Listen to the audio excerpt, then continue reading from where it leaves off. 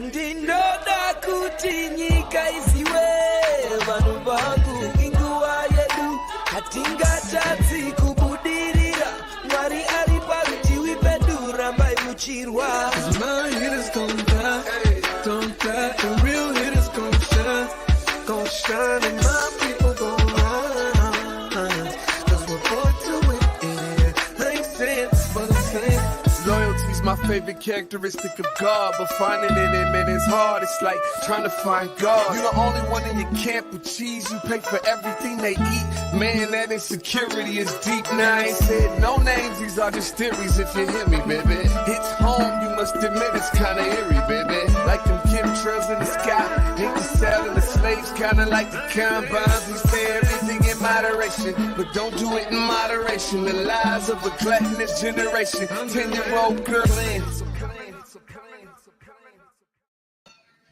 Grand Rising, everybody. Good morning to all y'all out there. Welcome to the Day with Trae. It is a warm Wednesday out here. I always love to point up there where the sun is coming in. I just want to thank y'all for watching. And we got a jam-packed show for you guys today. I'm so excited because, of course, we're going to be hearing from our guy, Brian Callanan, because, of course, it's Wednesday. That means tonight, Seattle News, Views, and Brews will be right here on Converge Media. So we got to tap in to see what Brian and David are going to be up to tonight. Also, we got Isiah Anderson and Michelle Lang Raymond in the building, y'all. Of course, y'all know they are the owners of Axel on Stage, and Axel on Stage is doing the Teen Summer Musical as always. So we get to hear about that story. It seems like it's the greatest story ever wove. And also, we get to bring on some performers from the Teen Summer Musical, y'all. So when I tell y'all you in for a treat today, I mean it. So I'm so glad they were able to make it work with their busy schedule. And I got to get started right now at the top of the show. But of course, it is the top of the show. So it's a great time for you to tag and share the stream. Please tag and share the stream with people that you feel could benefit from a daily dose of dopeness right here on The Day with Trae. Also, if you cannot watch our show, don't worry. We got y'all covered. You guys can find us anywhere you find your favorite podcast by searching Converge Media Network. So if you can't watch, you can listen to me, y'all. No problem. I'm on all the platforms for y'all. It looks like over 200 podcast platforms. So whichever one is your favorite, you guys can find me, The Day with Trae, right there. And I want to send a thanks to all of our listeners because we're getting people from all over the world listening to our shows here at Converge. So thank you guys for listening. I always want to give you guys a huge shout out. Now, one news story before I tap in with Brian. Looks like King County Elections is having to put their foot down. Apparently, there's some signs up that are trying to dissuade voters from putting their ballots in, and we can't have that here in the Pacific Northwest and definitely not in King County. We have one of the most solid voting systems in the country. So King County Elections is really putting all of these folks on notice. They are removing all of that. Looks like they're removing invalid ballot boxes. DQ is going to put the link to this story right there in the comments so you guys can learn more. But I just want to send a huge shout out to Director Julie Wise over there, who's making sure that they stay on top of this, because as these elections come out, we need to be the ones really casting our vote for those who are going to be representing us. This is a very important election, y'all. Do not sleep on this. Make sure you got your ballot out there. I did just get my booklet and everything.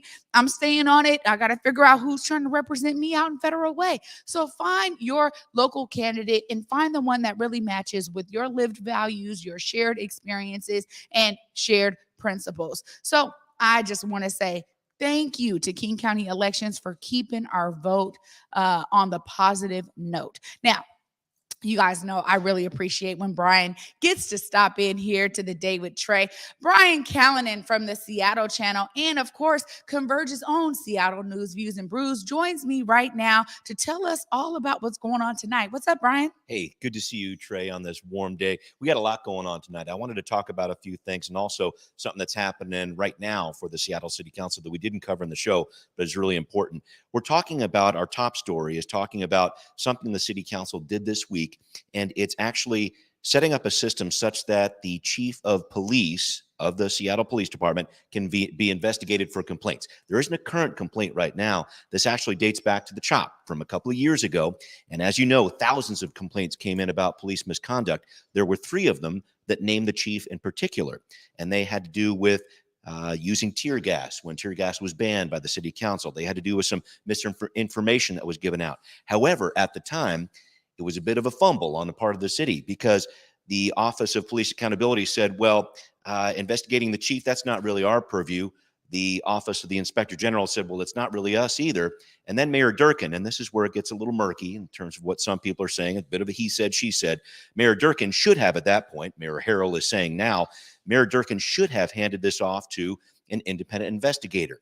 But at the time, the mayor's office said, nope, that's not our job either. So basically, we have three complaints that basically fell through the cracks here. So there's a concern on behalf of the city council with regard to this. And what they did this week was they actually passed some new regulations such that it's a lot easier to actually get these investigations happening when the chief of police is actually named. It's one of those interesting things where I know a lot of different fallout happened from the CHOP, and we've heard about a few different lawsuits actually filed this week with concerns about it. I think there's a lot of concern about liability on behalf of the city. I get that. But when it comes to actually taking responsibility for these complaints, that needs to happen. And that's what the council is talking about this week. Brian, this is really interesting because you would think that there would be something put in place to really hold the top officer accountable. That is going to be the chief. So I'm glad that there's some talk going on here. It's one of those things where you're like, really? There was nothing put in place. Here we are in 2022. It's still astounding to me that that's really where we're at. What else is going on tonight? We're talking about a number of different things, including the Safe Starts program. So this is something that the city started up in 2020 when the pandemic was really hitting hard, and a number of restaurants were allowed to have their spaces go out onto the sidewalk or even into the street in some cases for outdoor cafes. Some merchants were able to do it too with their merchandise. So what the city's trying to do now is transition that into everyday life. How do we do this in the future? How do we do this next year and in the years ahead? So they're talking about trying to set this up because everybody's been pretty supportive of these generally, but they're trying to set this up in such a way that these restaurants can have these different storefronts, but they also have to make sure they're giving enough access for people to get through in wheelchairs, et cetera. They can't block off the sidewalk. That's happened in a few cases. They can't take away too many parking places. There's always a little bit of a balance there. And also, they want to make sure going forward that this is a sustainable program that they're putting forward. So they're talking about instituting fees of some kind next year to make sure the city can keep it up and keep their investigations going when there might be something going wrong with these different things. So what the city's trying to do is balance this, and they want to do it with equity. They're trying to make sure that with the fee structure that they set in place, they're not pushing people out, but it is something the city's talking about. They want it to happen into the future, and they're trying to sustain this program coming out of the pandemic. It's not easy to find that balance sometimes. Well, this is one where it's like, okay, we understand that this is a benefit to many businesses, but also it's a benefit to our entire city. That's true. I think it's also a model that other cities throughout the county and the state need to really take a closer look at, because we're talking about safety. One of the things that we have found about COVID is that when we are in enclosed spaces, and oftentimes some bars and restaurants, man, they get pretty tight, right? The idea is that these spaces were really relieving that overflow, allowing businesses to continue to thrive, but also thinking about the outdoors being a better place in general when we're talking about us living in this pandemic. So I do think there's going to need to be something where it's more sustainable, but it becomes a part of our everyday life. I like that they're looking at this, but I also think that it behooves any city to be looking at what they can do in terms of COVID adjustments. And this is just one of them. What else is going on? I just wanted to talk about one more thing that was happening with the Finance and Housing Committee for the council. I've done a few stories on this with the Seattle channel, and it's specific to cannabis equity. So the Finance and Housing Committee is looking at this, and this is a big issue, Trae. I think we've talked about this a little bit before, but they're looking at different ways to make sure the cannabis industry, which is a multi-billion-dollar industry in the state, and specifically in Seattle, it's a big one. They want to make sure that people of color are actually getting involved in owning these businesses.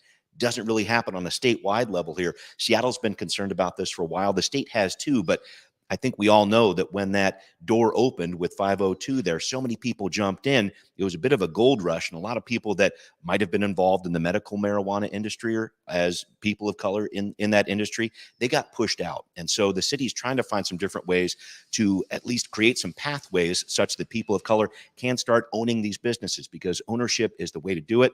I talked with Sean Kemp a little while ago because he opened that shop near Seattle Center there. He's a partial owner in that. But what the city's trying to do is create more avenues through which that can happen. And equity can be more the name of the game when it comes to the cannabis industry. This is one that hits close to home for me, Brian. Yeah. As you know, I've been involved in cannabis equity for a couple years Yeah. at least now. And I know this has been a serious effort by so many for many years.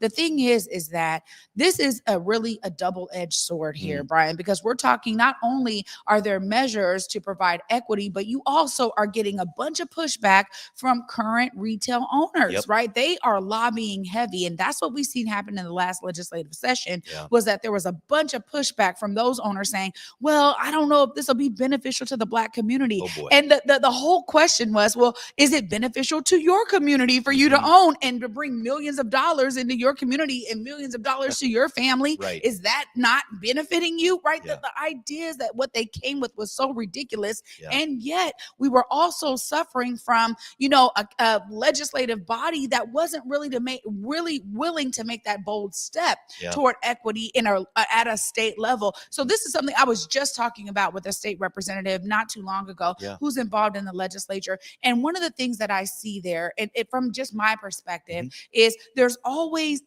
needs to be a balancing act when you're trying to pass progressive legislation, right? Because you have a whole legislative body that is sitting there like tight. They're used to the status quo.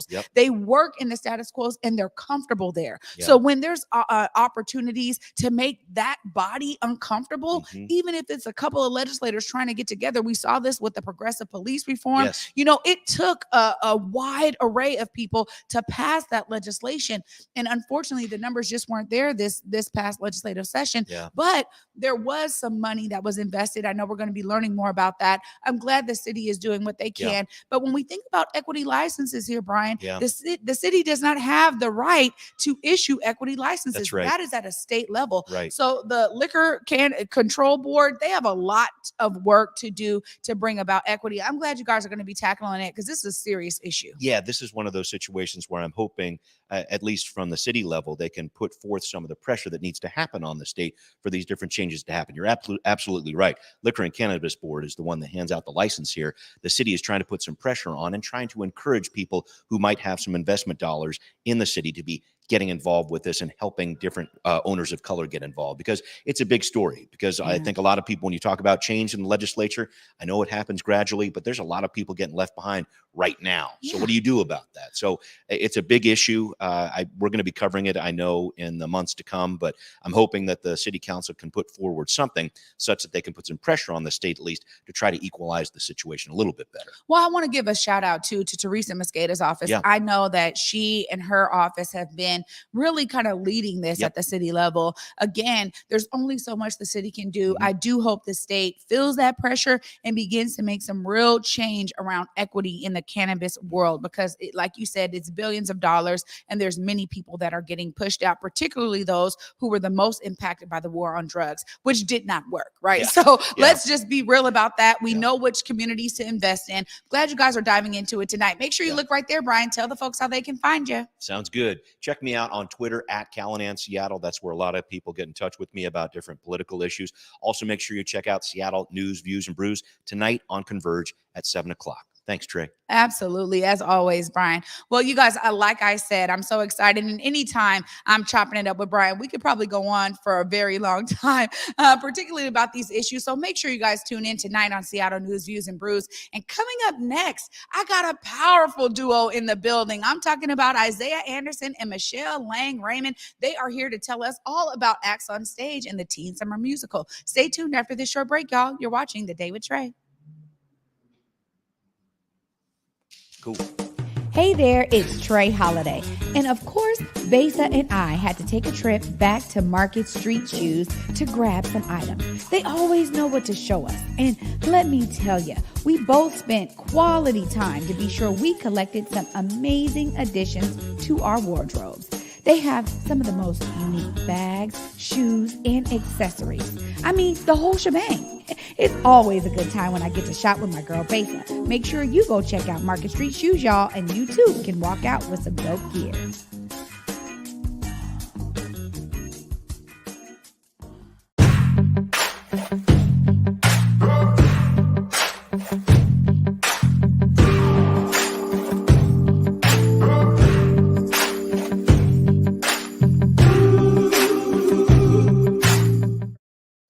Welcome back, everybody, to the Day with Trae. I am your host, Trae Holiday. What a great first segment there with Brian. That greatness is going to continue because I got the first couple on my living room set couch.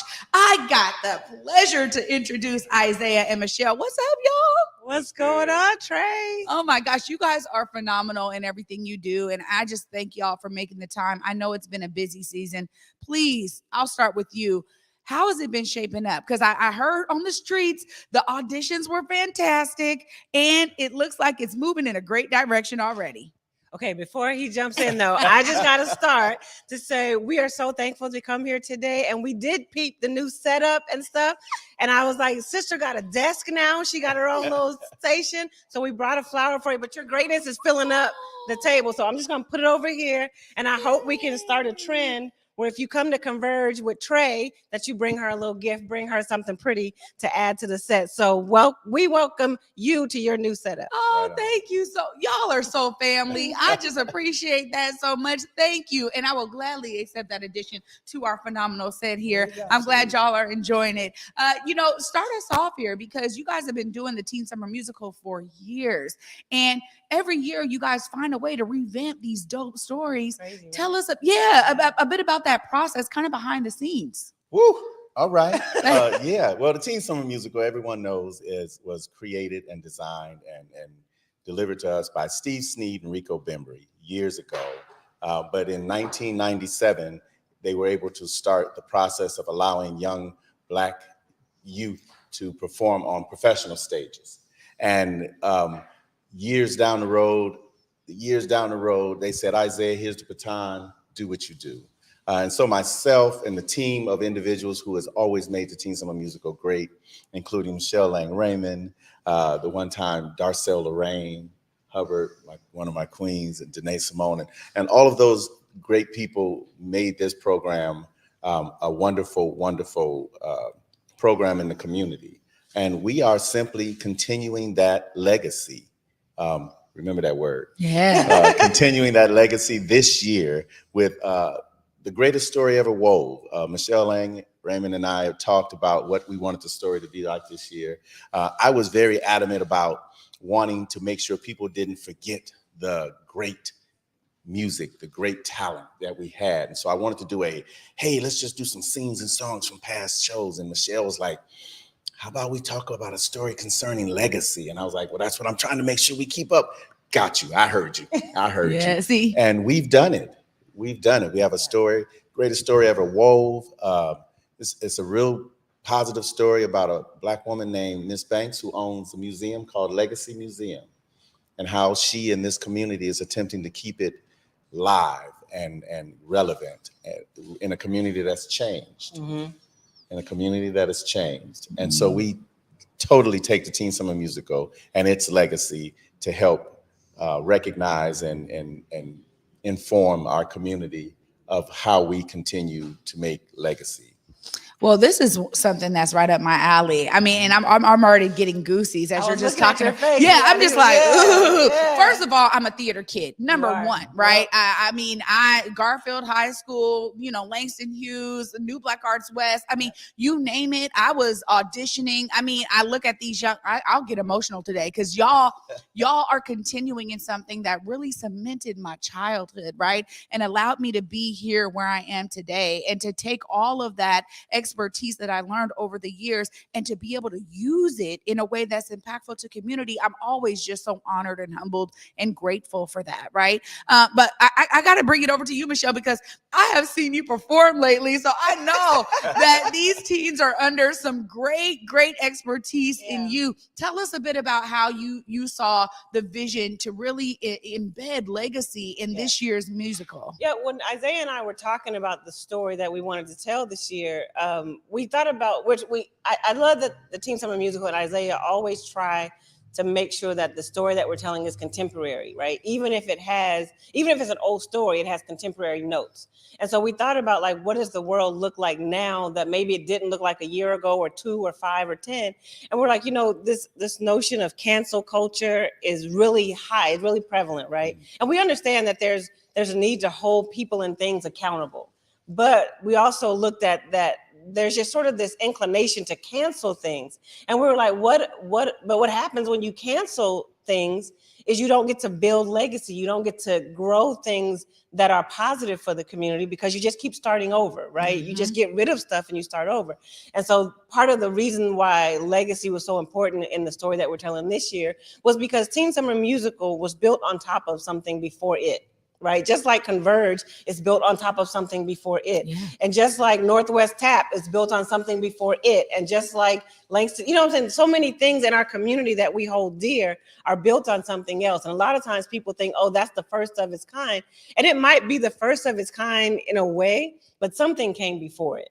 And we wanted to sort of send a message or leave a message this year that said, let's honor the things that come before it as we build on what's to come, right? Like we can get angry about a lot of things that happen in our city that you and Bill just reported about, or not, maybe not angry, but we can be informed about it in such a way that it moves us to want to create change and affect change. But change is not the enemy of progress or building legacy. And how do we do both in such a way where we honor what's been before us, but we also give space for what's to come? Yeah, I think that is so important. You got to have a good balance. And I see that happening with a lot of community-based organizations right now that are on the ground, just like what you guys are doing, right?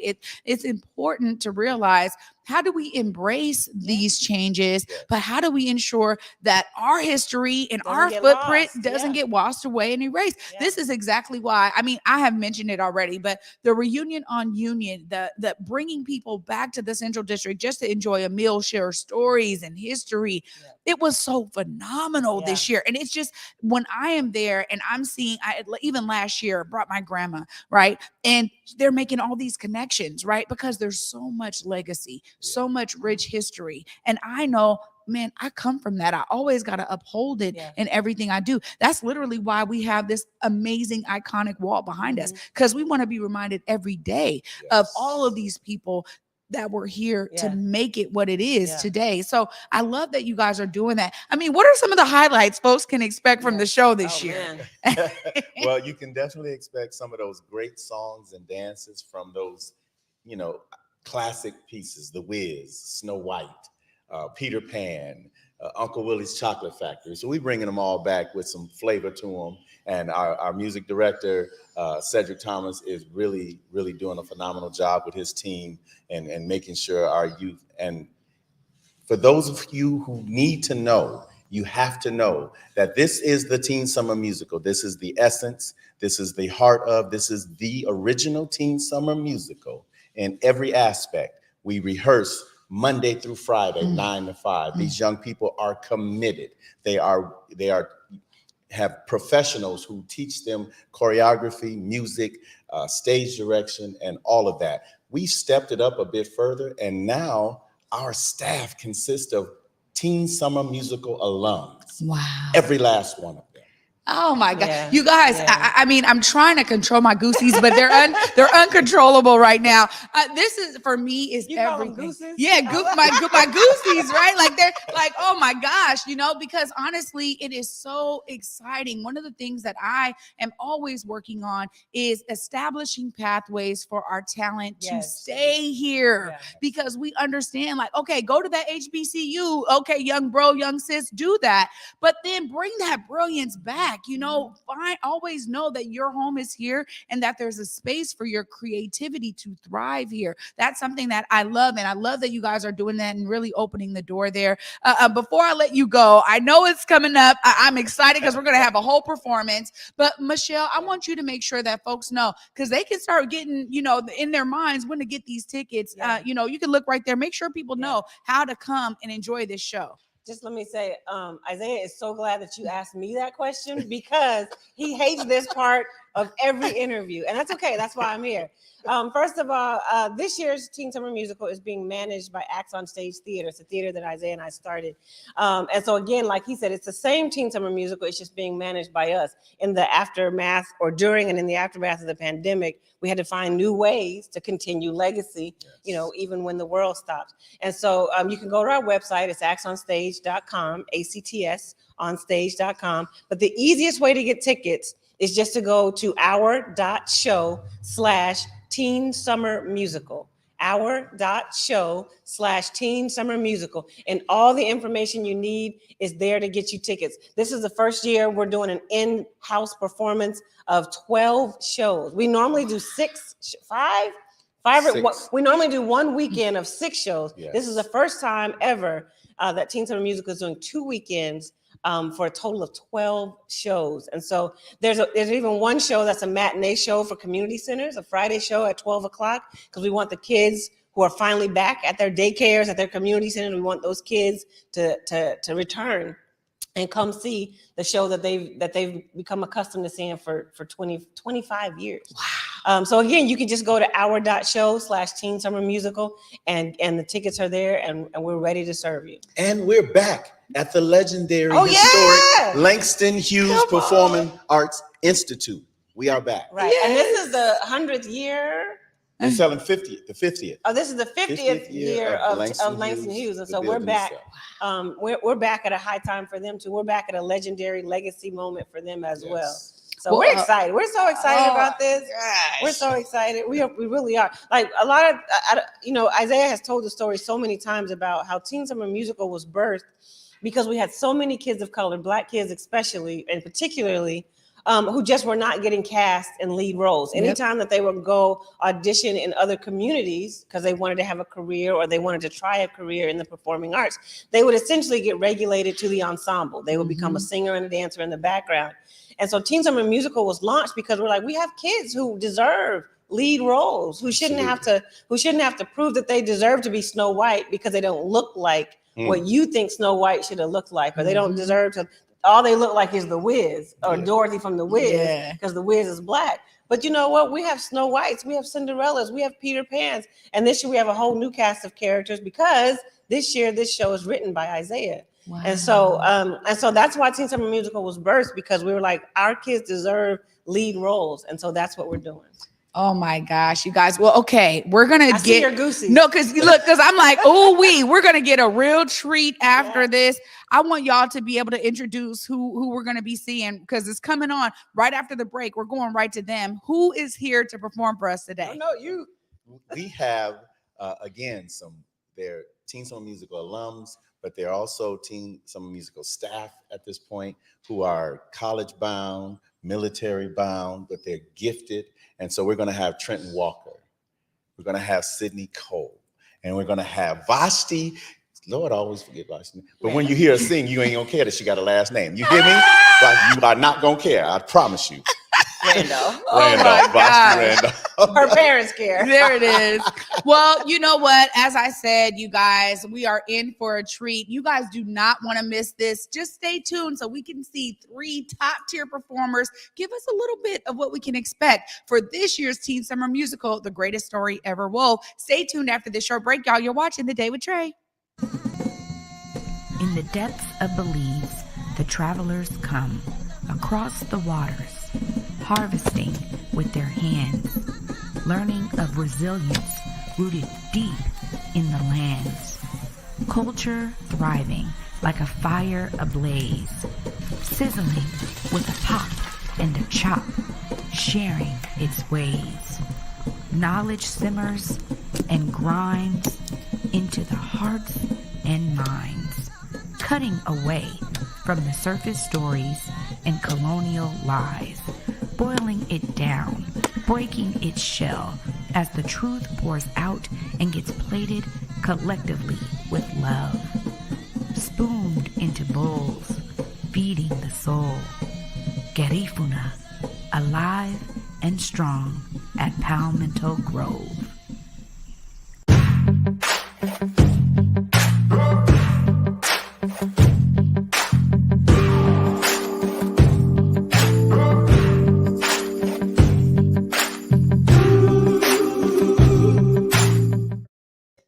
All right, y'all.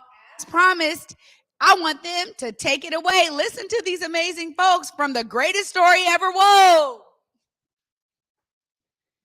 You can't win by losing who you are.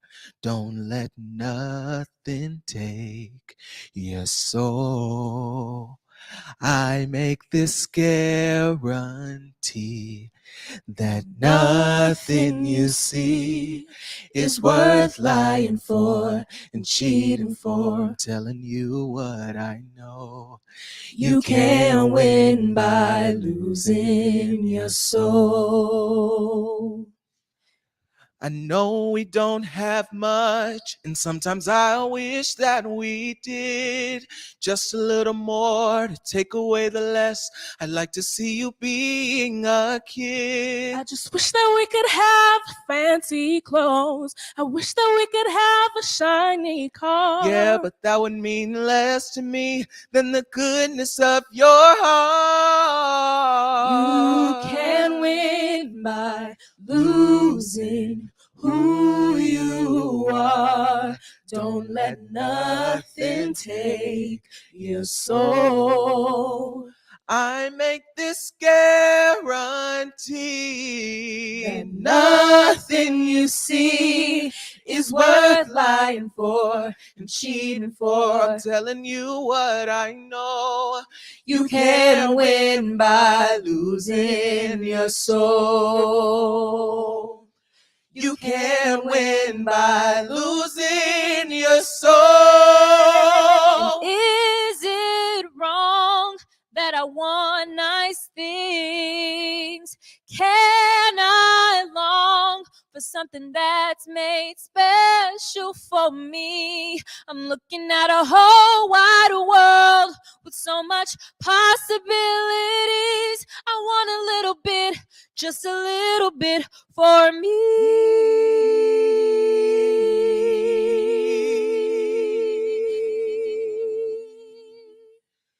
You can't win by losing who you are. Don't let nothing take your soul. Nothing take my soul. I guarantee that nothing you see is worth lying for and cheating for. I'm telling you what I know. You can win by losing your soul.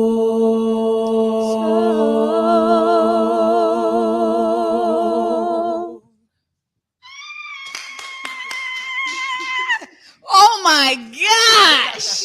Oh my, hey, fantastic job, y'all. A little bit of tear here because I'm telling you, amazing. Thank you guys so much for gracing us with your amazing talent. If y'all don't go over to that website and get your tickets today, I'm going to tell you right now, it looks like they got plenty of shows for you to choose from. I know I'm going to be there. I'm trying to get my Converge family there. And this is such a powerful way to end the show today. Thank y'all for that amazing blessing.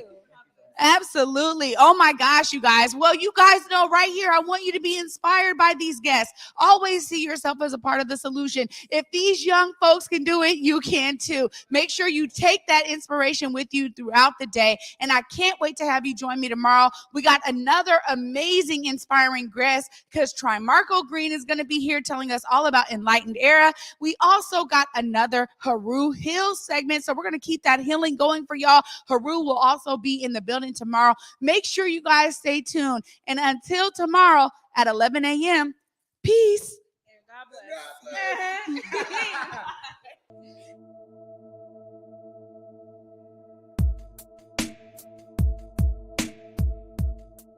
Converge Media produces culturally relevant content for Black and urban audiences. Our coverage is raw, transparent, and objective, praised by community leaders, government officials, and residents. Support Converge Media today via Venmo, Cash App, or PayPal at Converge Media.